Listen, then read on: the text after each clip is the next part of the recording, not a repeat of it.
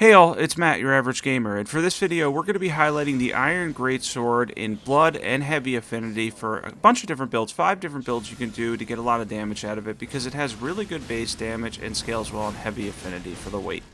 For the first one I did Blood Tax, and interestingly enough with the Iron Greatsword you'll have over 300 base damage in Blood Affinity with a B in Strength scaling. It's actually not a bad Strength Arcane weapon, and with Blood Tax you can gain back some HP as well.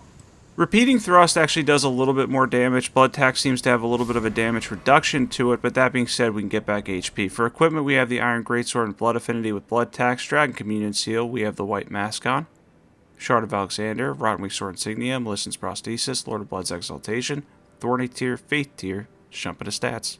For stats, since we're going with this for Strength and Arcane, when we're two-handing it, we're getting to 60 Strength, we have 45 Arcane, 60 Vigor, and we're using Golden Vow and Flame Grant Me Strength for our buffs. We also have 21 Mind and 26 Endurance. This is one I definitely recommend trying out. I also recommend trying this with Repeating Thrust because it seems to do a little bit more damage, but the base damage in Blood Affinity is fantastic. For the next one up here, the other one in Blood Affinity, we have Frost and Bleed for the Iron Greatsword with the Bastard Sword, or another Iron Greatsword in the offhand and Cold Affinity with Chilling Mist. This isn't necessarily an overpowered option. This isn't going to beat your jump attack, curved swords, twin blades, all that stuff. That's going to get you a lot more bleed build-up and successive attack damage, but this one's really fun too. If you throw Seppuku on it, you can get a lot of bleed, and in the offhand, you can get Frost too. That being said, the Magmorm's probably not the best boss to take on with this build because he has decent resistances to Frost and Bleed. That being said, he isn't immune entirely, so you can still get decent bleed build-up because we're using Seppuku and the weapon itself is really good in Blood Affinity. This one is more for fun than anything else. We have some really powerful strength builds ahead too, and the first one in Blood Tax and with Repeating Thrust is probably your best bet because you just get so much damage at successive attacks and everything with the strength scaling and then so much bleed build up. Let's jump into equipment for this one. For equipment, we have the Iron Greatsword in Blood Affinity with Blood Tax. We have the Bastard Sword in Cold Affinity with Chilling Mist, Dragon Communion Seal, White Mask Raptor's Black Feathers, Claw Talisman, Rottenwing Sword Insignia, Erdtree's Favorite +2, Lord of Blood's Exaltation, Thorny Tier, Faith Tier. Let's talk about stats.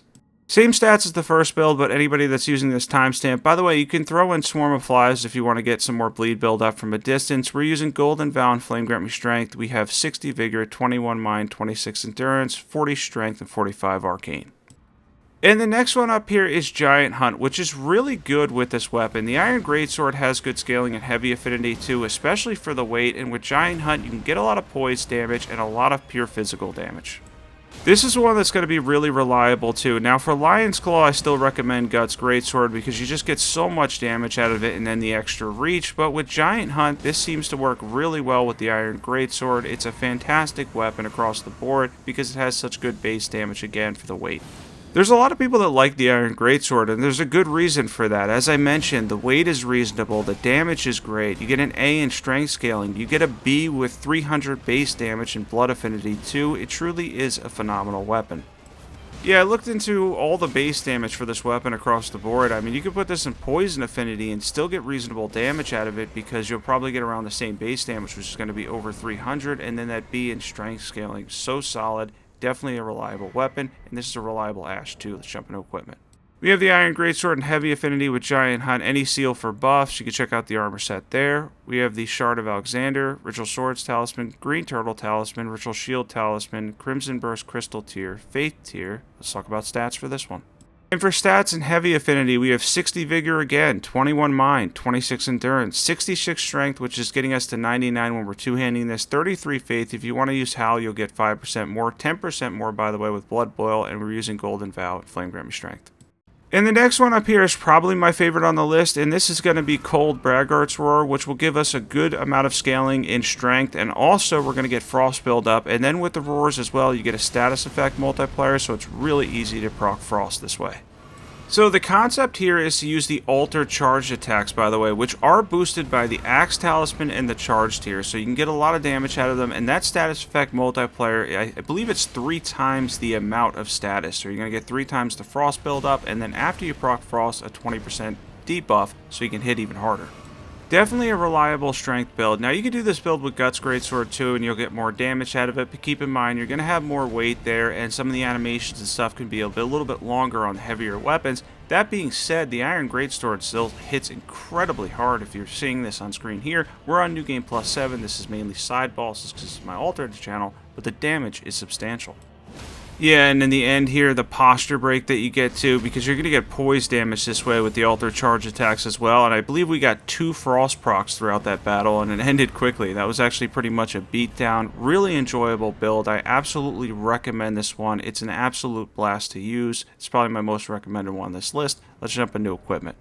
For equipment, we have the Iron Greatsword and Cold Affinity with Braggart's Roar, Highland Axe for the passive, but I forgot to have it equipped in the offhand, any seal for buffs, Axe Talisman, Ritual Swords Talisman, Roar Medallion, Ritual Shield Talisman, Spike Crack tier, Faith tier, jump into stats for this one.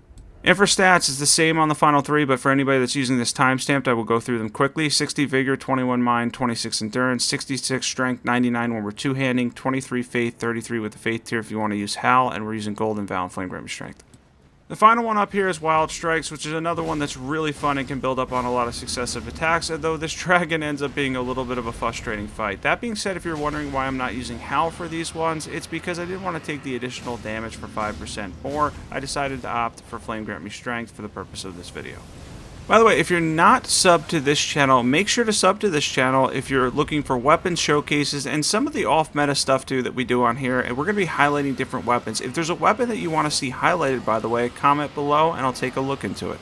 Yeah, if there's something that you want to see, it's definitely something I'll check out. I can't guarantee getting to everything, but I can highlight and showcase different weapons on this channel, which is the whole point after all. I want to do different stuff with this channel, and I also want to have shorter form content. Generally, every video is going to be between 5 and 10 minutes. This will eventually be my other channel too for other games. I will check out other games eventually on this channel, but with the DLC trailer and everything and just all the hype and being so excited about it, and Elden Ring being my favorite game of all time, it's pretty much the main game I'm playing currently.